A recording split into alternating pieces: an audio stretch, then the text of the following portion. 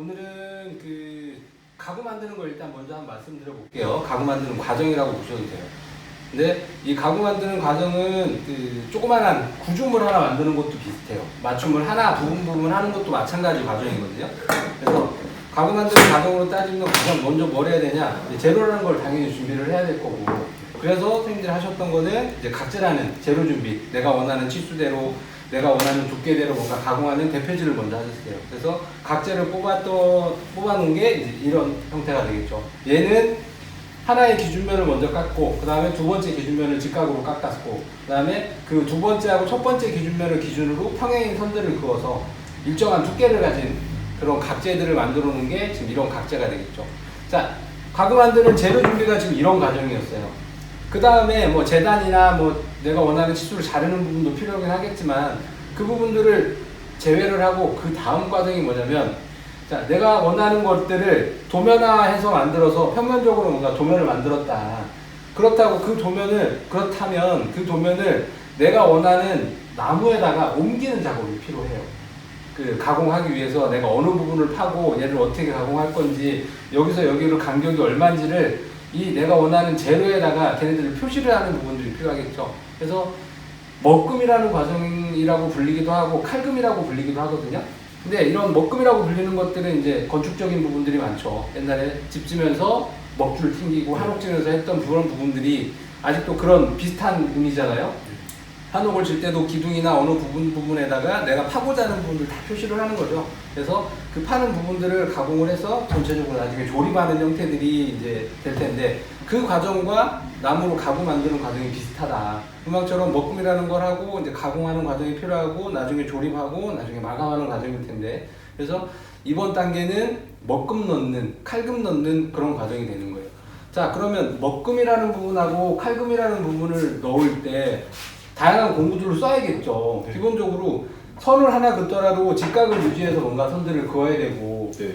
내가 원하는 서랍이 여러 개가 들어간다고 하면 그 서랍을 일정한 치수로 내가 원하는 치수대로 뭔가 선들을 정확히 넣어야만 그렇게 가공을 하고 뭔가를 할 거잖아요. 그래서 먹금을 넣을 때 가장 중요한 거는 정말 정확성 가장 중요해요. 그리고 정밀성도 상당히 중요하겠죠. 정확하게 긋기도 하고, 이 선들이 두 개가 헷갈리지 않고 한 선을 정확히 긋는, 정밀하게 넣어야 되는 부분도 있고, 그리고 또 하나는 명확하게 긋는 부분도 필요해요. 명확하게. 이 선들이 정말 누가 봐도 이 선 여기야, 여기까지야, 여기까지 뭔가를 해놓으면 딱 맞는 부분들이야. 그래서 가장 간단하게 설명을 드리면, 제가 먹금을 넣거나 선생님이 먹금을 넣고 그걸 누가 가공하더라도 그대로 똑같이 결과물이 나올 수 있게끔 하고자 하는 것들이 이제 먹금 넣는 과정에서 잘 넣었다고 할 수 있는 것들이에요. 그래서 뭔가를 누군가가 보더라도 내가 원하는 먹금을 넣었던 의도대로 분명히 만들어지게끔 할 수 있는 그런 부분들이 먹금이다, 칼금이다, 뭐 그런 과정이다. 그래서 말씀드렸듯이 선을 하나 긋더라도 직각으로 뭔가 선들을 그어야 될 텐데, 그런 직각을 뭔가 그을 수 있는 도구 중에 하나가 이제 이 직각자가 되겠죠.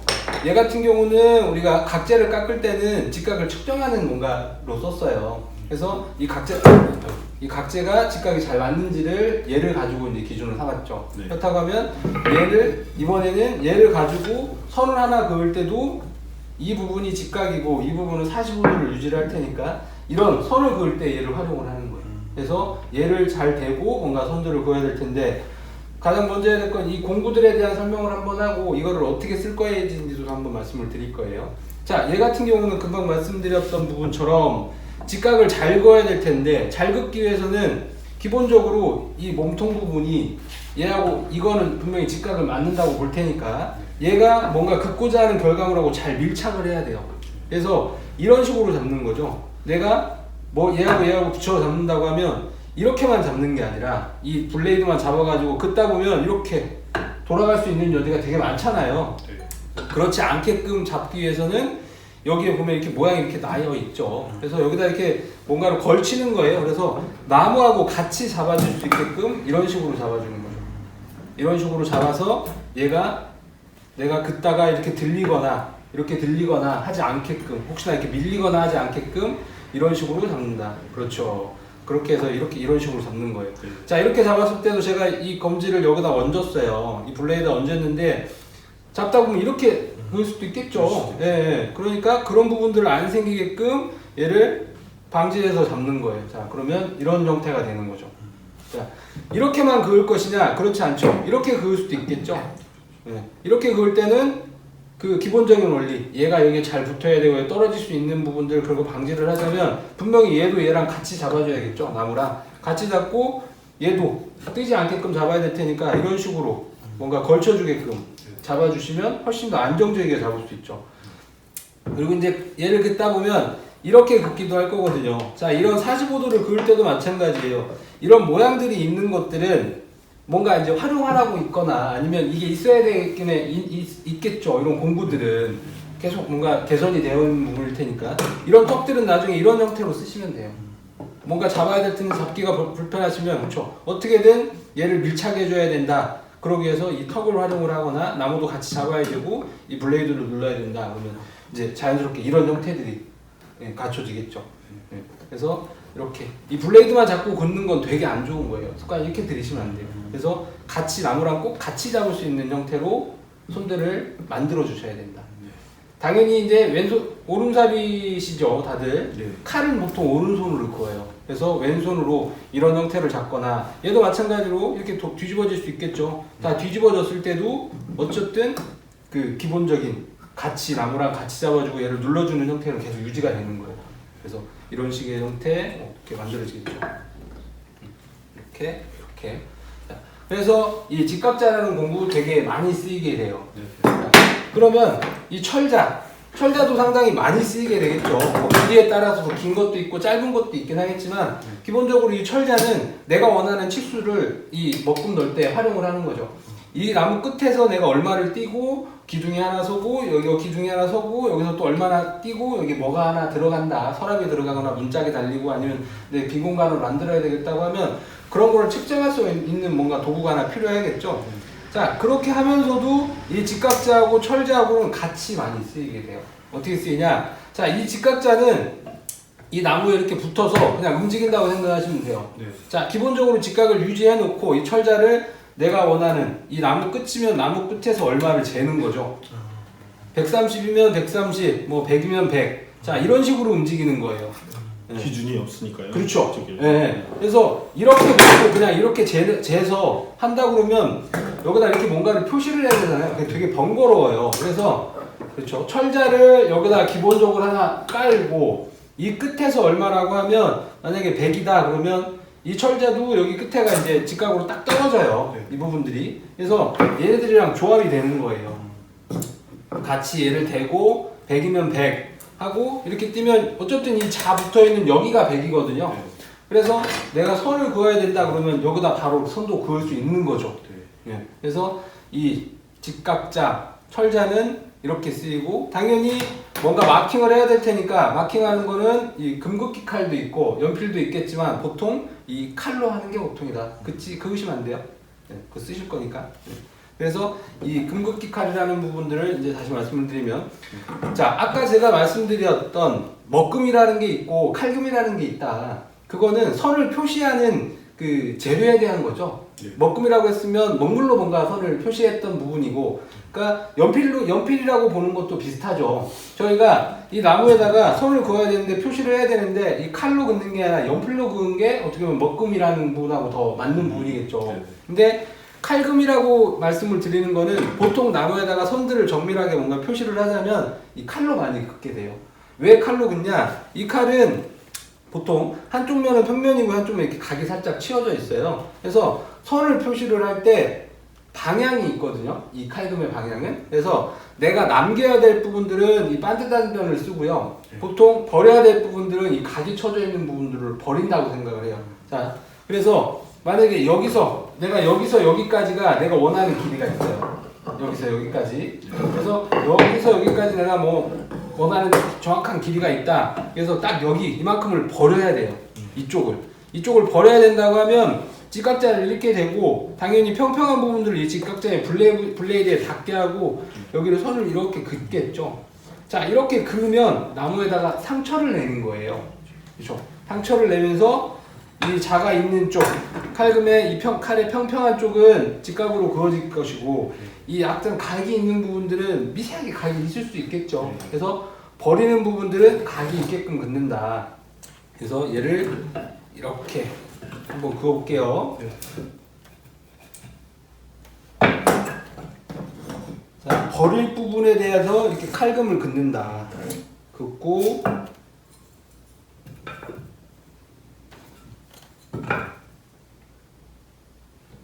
자, 이렇게 내가 뭔가 선을 긋기 위해서 여기를 자르기 위해서는 보통 그냥 평면이라고 생각을 할 수도 있지만 평면이라고 하면 이쪽 한 면만 보고 뭔가를 여기 이렇게 자를 거야 할 수도 있지만 이건 정확하지 않을 수 있죠. 뭔가 나무라는 입체적인 것들을 선을 그어서 내가 어디를 자르고 가공해야 되겠다는 거는 입체적으로 선이 그어져야 돼요. 하다못해 이 각재라고 하면 이 평면만 표시를 하는 게 아니라 어떻게 보면 내면이 구성되어 있는 거잖아요. 여기도 잘리는 면이 있을 거고 여기도 잘리는 면, 여기도 잘리는 면이 표시가 이렇게 보면 평면이지만 분명 입체적으로 뭔가 그어져야 돼요. 그래서 이 먹금이라는 거를 우리가 가공하기 위해서는 입체적으로 먹금을 넣어줘야 된다. 그래서 내가 만약에 여기를 자르고자 했다고 하면 여기에 잘린 이 표시한 선들이 이쪽 면도 있고 이쪽 면도 있고 이쪽 면도 있어야 되는 거죠. 그게 자연스럽게 이 네 면의 선들이 다 넣어졌을 때 먹금이 잘 넣어졌다고 볼 수 있는 부분이거든요. 자, 그런 식으로 얘를 칼금을 그을 텐데 선들을 그을 텐데 표시를 할 텐데 이 칼금에 대한 장점은 분명히 말씀드리지만 사인펜이나 연필처럼 두께를 가지고 있다고 볼 수가 없고 한쪽이 평면으로 얘를 선을 잘라놨기 때문에 이 나머지 두 부분으로 나뉘겠죠. 이쪽 부분하고 이쪽 부분으로 나뉠 거거든요. 자, 이쪽 부분 끝에까지만 정확히 다 떨어내는 거예요. 칼금이 미세하게 남아있거나 아니면 여기를 먹어버렸다는 건 말이 안 되고 분명히 칼금이 미세하게 남아져 있다 그러면 내가 원하는 만큼 잘리지 않은 거죠. 그래서 여기까지 하는 부분들을 누구나 다 동의할 수 있을 만한 부분이에요. 연필이나 사인펜 아니면 먹금이라고 하면 뭐 하는 거에 따라 가지고 그런 오차들이 발생해도 크게 문제가 없다고 하면 이런 긋는 치수 자체가 크게 의미가 없겠지만 분명히 가구는 되게 작고 정밀하고 하다 보니 이런 칼로까지 뭔가 선들을 표기를 해서 그 정확하게 그어진 그 치수 정밀도를 요구하는 거예요. 그래서 그런 부분들을 분명히 내가 먹금을 넣을 때 그걸 담아가지고 표현을 해줘야 된다는 거죠. 그래서 칼로 긋는 장점, 칼금에 대한 장점은 분명히 내가 원하는 정확한 표기를 할 수가 있다. 남들도 인지할 수 있을 만한. 그래서 칼이 있고요. 나중에 이 칼이 나무를 단점도 당연히 있을 수 있어요. 한번 잘못 넣게 되면 그게 상처로 남아가지고 그게 나중에 내가 넣지 말아야 될 곳을 칼금을 그었다고 하면 그건 상처가 되기 때문에 잘 복구하기가 쉽진 않아요. 네. 그래서 그런 부분. 근데 칼금으로 그음으로 인해 가지고 장점이라고 볼 수 있는 건 아까 금방 말씀드린 부분도 있지만 내가 여기까지 뭔가 가공을 할 때 끌을 대든 톱을 대든 뭘 하든 간에 그 선들을 활용을 할 수가 있어요. 일단 그 홈이라는 칼로 그어졌던 그 칼금의 자리들을 활용을 할 수가 있다. 그거는 차근차근 이제 앞으로 더 말씀을 드려보고 그리고 또 하나 중요하게 좋은 점이 하나가 있어요. 금방 이 먹금이라는 걸 넣을 때 입체적으로 먹금을 넣어야 된다고 했는데 당연히 여기에 있는 선들을 반대편에도 계속 넘겨줘야 될 텐데 연필로 그으면 내가 연필선이 있기 때문에 뭐 잘 그을 수도 있긴 하지만 정확하다고 볼 수는 없어요. 그래서 눈대중이겠죠. 그래서 칼로 한번 그으면 이 나무에 홈집이 나요. 홈이 나는 거죠. 자, 홈이 나면 이거를 선을 넘긴다고 얘기할 때 얘를 활용을 할 수 있을 만한 여지가 생기는 거죠. 어떤 여지냐? 자, 그 홈에다가 이 칼을 그대로 끼는 거예요. 칼을 끼고 다시 직각자를 갖다 대면 같은 자리가 되겠죠. 그래서 그 자리를 표시를 하는 거예요. 자, 반대면에 또 하나 선을 넘겨야 된다. 그러면 얘도 마찬가지로 그것도 홈이 있을 테니까 그 홈에다가 다시 칼을 끼고 직각자를 그으면 내가 원하는 선 위치에다 그대로 그을 수 있다. 편리하죠. 얘는 분명히 편리해요. 연필보다는 훨씬 편리하고 다른 것보다도 정밀도를 가질 수가 있어요. 연필보다. 그래서 이런 식의 작업으로 인해 가지고 먹금이라는 부분들을 좀 더 편하게 정밀하게 넣고자 하는 방법이에요. 결과적으로 이 칼까지 쓴다는 이유 자체는 좀 더 정밀하게 넣을 수 있는 방법이 뭐가 있을까 계속 찾는 거죠. 그러면서 연필에서 이제 칼도 넘어가고 뭣도 넘어가고 할 수 있는 부분들이 이제 이런 칼이라는 부분까지도 활용이 된다. 그리고 이렇게 뭔가 표기하는 것 자체를 칼로 넣는다는 부분 하나하고 먹금에서 그리고 이 금우개라는 부분도 많이 있어요. 다양하게 이제 먹금을 넣을 때 쓰는 공구들이 많이 있을 텐데 금방 이 직각자, 금극기칼, 철자도 중요하지만 얘도 상당히 많이 쓰게 돼요. 얘는 금우개라는 도구인데 한 번씩 써보셨죠? 네. 우리 각재 뽑을 때 얘를 가지고 두께 일정한 두께를 표현한다고 얘기를 드렸어요. 자, 마찬가지예요. 뭔가 촉을 하나 만들거나 어떤 것들을 만들 때 얘가 되게 많이 활용이 되는 거거든요. 자, 이게 이제 삼방연기라는 맞춤인데 얘를 만들기 위해서는 이제 간단하게 이제 생각해 보셔도 분명히 과정이 나오긴 하죠. 자, 이 삼방연기를 하기 위해서 이 각재를 하나 깎아야 되고, 자, 각재를 하나 깎았어. 그러면 뭐 적당히 자르겠죠. 잘라가지고 이런 서로 이렇게 정교하게 뭔가 맞춤이 될 수 있을 만한 부분들을 표시를 해줘야겠죠. 당연히 여기가 이렇게 파였다고 하면 먹금이라는 부분들을 여기에 이렇게 맞춰서 넣었을 거예요. 여기도 이렇게 파였으니까 여기도 선들이 그어주고 이 모든 부분들은 다 먹금이라는 부분들을 넣고 나서 가공을 하는 거거든요. 자, 가공이 됐다고 하면 거기는 분명히 먹금이라는 부분이 넣어져 있었을 거예요. 어느 부분 어떻게 가공을 하겠다는 부분들이 표시가 돼 있어야 된다. 자, 그러면 이런 부분이 있는 거죠. 자, 일정한 간격으로 얘도 뭔가 그어져 있는 거죠. 이 선도 마찬가지로 여기서 일정한 간격을 가지고 있을 거예요. 얘도 마찬가지로. 자, 이러한 간격들을 일정하게 그을 때 쓰는 게 이제 이런 금우개가 되겠죠. 그래서 여기 보면 치수들이 있는데 이 치수들은 정확하지 않으니까 맞추는 방법을 한번 말씀드렸으면 이렇게 뒤집어 가지고 철자를 활용해 가지고 이 칼 끝에다가 댄다. 그래서 내가 원하는 치수를 확인을 하고 조정을 해서 활용을 한다. 자, 이거 꽉 조여지지 않으면 이제 이렇게 잿돈이 잘 안 맞아요. 미세하게 안 맞아. 그러면 이쪽을 망치로 살짝 치거나 이쪽을 살살 때리면 충분히 조절이 가능하다. 그래서 정확히 조절이 되면 얘를 이제 잠궈서 쓰시는 거죠. 그래서 그런 부분에 대한 것들이 이 도구를 활용해서 쓰시게 되고요. 자, 이 금우개 같은 경우는 하나만 가지고 여러 선들을 막 표현하자면 너무 복잡해요. 하나하나 일일이 맞추는 시간도 그렇고요. 보통 맞춤이라는 것은 짝이 있을 텐데 그래서 여기에 그었던 놈들을 그 다른 여기랑 짝이 되는 놈에다 또 긋기도 해요. 그렇기 때문에 얘가 한번 풀어져 버리면 그 조절하는 시간들이 상당히 번거로워요. 그래서 나중에 가면 금우개 숫자가 되게 많아지기도 해요. 복잡한 가구를 만들게 되면. 그래서 그때는 그 상황에 맞춰서 이제 더 필요해서 더 구매를 하실 수도 있다. 그래서 이런 다양한 도구들을 가지고 이제 먹금을 넣을 텐데 그러면 먹금 아까 말씀드렸듯이 이런 도구들을 처음 써보시면 되게 낯설어요. 어떻게 잡아야 되는지도 그렇고 이걸 어떻게 응용하는지에 대한 부분들이 되게 번거로워서 이거를 익히는 과정으로 삼을 텐데요. 자, 그거를 뭐 어떻게 하냐. 여기다 무미하게 손을 긋는 거는 별로 재미가 없죠. 근데 분명히 이 작업을 이따가 시작을 하시면 조금 힘들 수도 있어요. 되게 반복적인 작업이 들어갈 텐데 그러면 이거는 그것만 하고 버릴 거냐? 그렇지 않아요.